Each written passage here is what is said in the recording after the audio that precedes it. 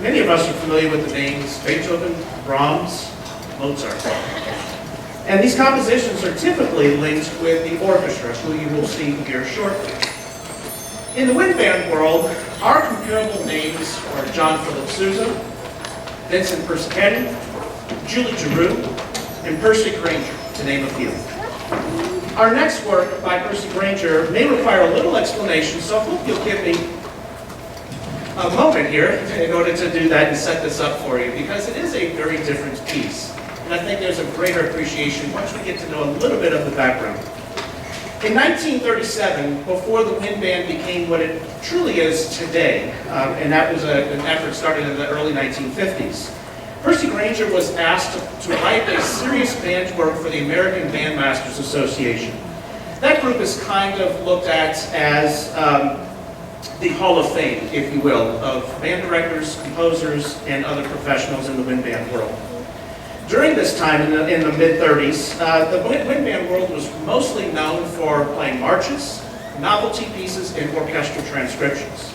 And not too many pieces were considered serious for the wind band in its original state. And a lot of those pieces that were written by military, written and performed for military organizations, and sometimes out of the reach of the general public. Grainger decided to set this work, Lincolnshire Posy, to a collection of folk tunes that he got in 1905 and 1906 while traveling in Lincolnshire, England. And unlike some of his contemporaries, Grainger composed these folk tunes exactly the way he heard them. Some of these folk tunes were performed straightforward and others not so much. The authentic replication makes the suite pretty difficult, 6 movements, all of them fairly short, but it made it difficult that at the premiere at ABA, the Milwaukee Symphonic Band, which was made up of factory workers from both the Blatz and Pabst Blue Ribbon beer companies, were asked to perform the piece. They were only able to perform 3 of the 6 movements. I'm not sure the exact reason. However, the authenticity of how Grainger puts this together may have something to do with it. Could also be that it may have been happy hour as well during this convention. Thank you for laughing. I like the first example, I'm going to break this up into just 3 short examples. A couple of them we'll play a couple of times. But the first example you're going to hear is from the opening of the suite titled Lisbon.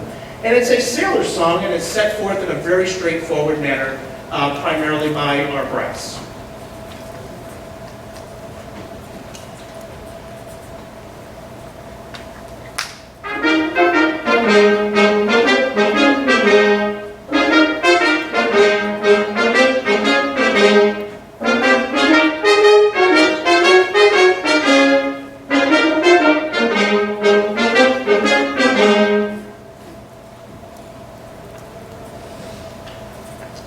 Grainger, unlike a lot of his contemporaries, was actually in love with the saxophone. And from the early stages of this work, and primarily the tune you just heard, he wants to demonstrate this unique color and characteristic of what it was considered at the time a mostly exotic instrument. as it interrupts the melody that you just heard. And it is meant to be abrupt and interrupting.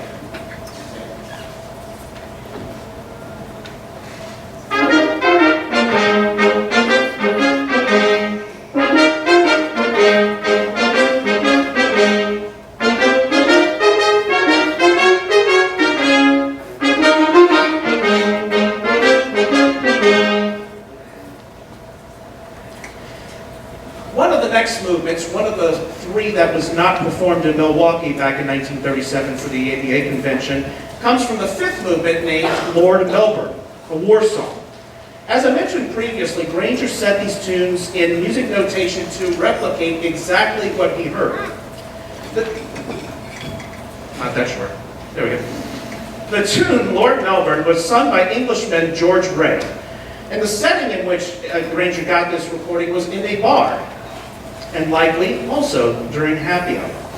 As the performance unfolded, Mr. Ray became too difficult for even Grainger to notate, and on the score he provides the conductor with the opportunity in 0-0 time, which means we're supposed to have complete control of this, but he does it in such a way where the idea of becoming more and more inebriated is given to the conductor. And no, I did not practice anything before this concert. More people laughing.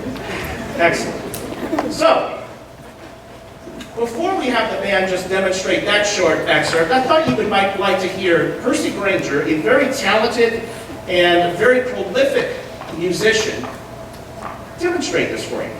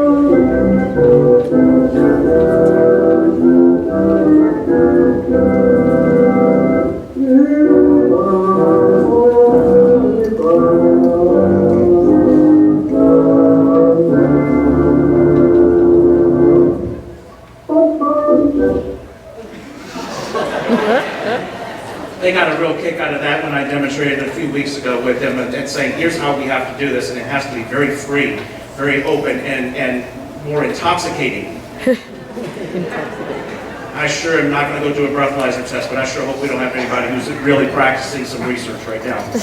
But, as inspiring as that may be, here's how it translates into the wind band, where the conductor is supposed to have full control over every note simulating that inebriation.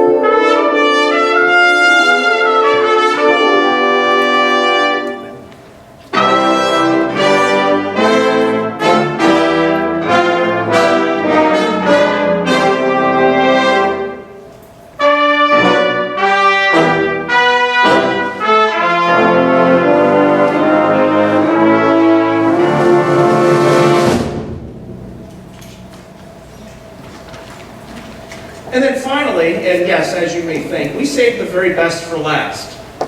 We do have a recording of him singing this, but it takes a little bit of time, so we just thought maybe you'd like to do your own research in your own capacity, and with whatever beverage of choice. With the setting of the folk tune in its most unique category, the winner here is in the third movement called Rufford Poachers. This folk tune is actually fairly straightforward and pretty simplistic when it's played by itself. And I'm going to ask Sarah Mayer to demonstrate this on the piccolo.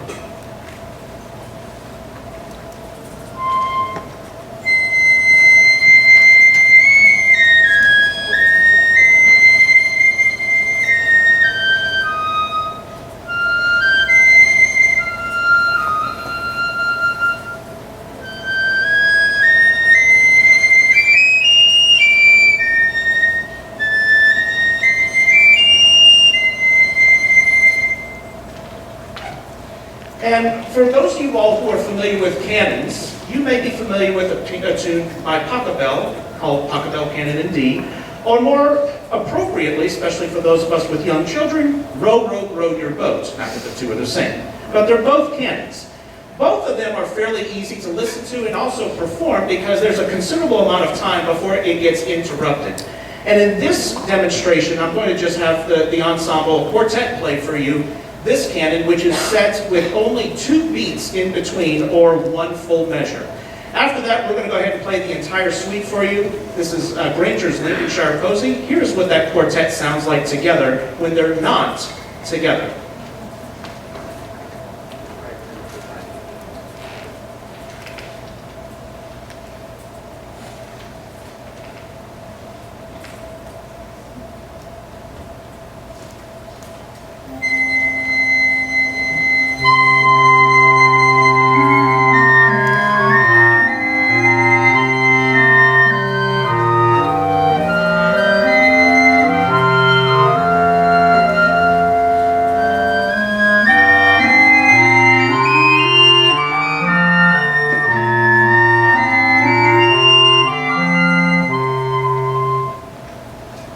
This is all 6 movements of Grainger's Lincolnshire Posy. I hope you enjoy.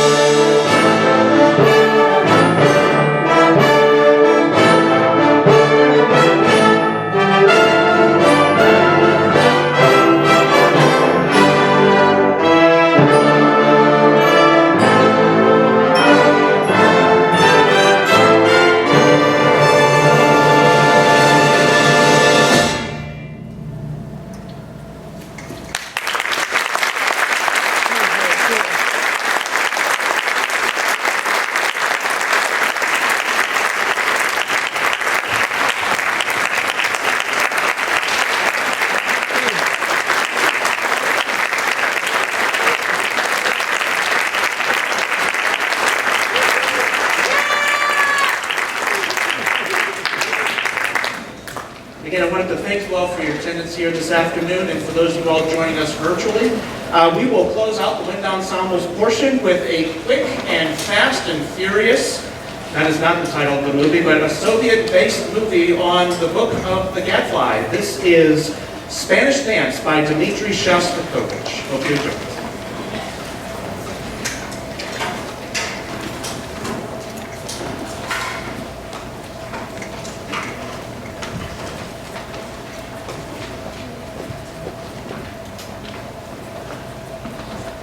While we're getting set up here, we had a situation happen on Friday where one of our members was not able to join us this afternoon. So not on the program, but also making sure that he gets the recognition that's so rightfully deserved. I want to make sure that we recognize Matthew Manning, one of our alums, who's also the husband of current graduate students, Holly Nuneman Manning. So how about a hand for Matthew?